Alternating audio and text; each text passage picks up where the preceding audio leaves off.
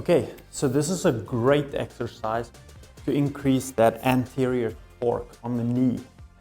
And the setup's pretty easy. You're gonna have a barbell, you're gonna have some weight, and you're gonna have a razor that's 6 inches high. You don't need more than that. Make sure it's something stable that's not gonna break underneath you, so don't use a yoga stepper with heavy weight because it will break underneath you. The action is to stay upright and step straight up, straight down. And you want to bring the toes up so that you don't push off the floor. So you just want to lift into it, back down, lift into it. And you want to imagine that you're standing against the wall and sliding down the wall and up the wall. And the knee is going to bend around 30 degrees, and that's totally fine. You also want to have your foot slightly pointed out 10 to 15 degrees, and you want the VMO, vastus medialis oblique, this muscle here on the inside, to track the big toe. So not inside, not outside, but just over the direction that the toes are pointing. So for my setup, I have a barbell and 2 5 kilograms here. And you can go all the way up to body weight with this per leg.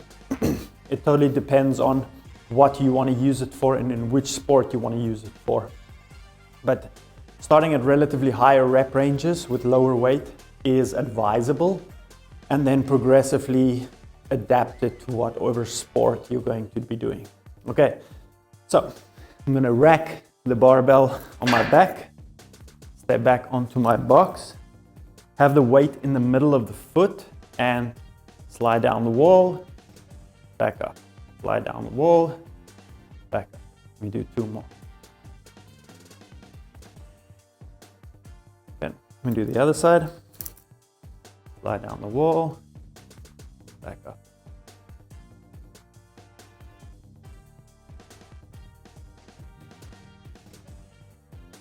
Okay, so typical things that you don't want to see is, you don't want to see the hips going back like that. We're not trying to squat, nor are we trying to do a single leg squat.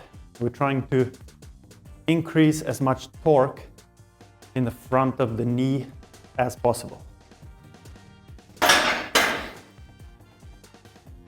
Just as a side note, we're not trying to, we're not affecting only muscle here. We're working on the cartilage, we're working on the bone, we're working on the soft tissue, the connective tissue.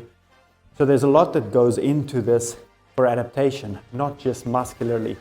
So when you progressively overload this, don't just look at it out of a muscular perspective, but think about the whole rehabilitation or adaptation of the knee. All right, have fun.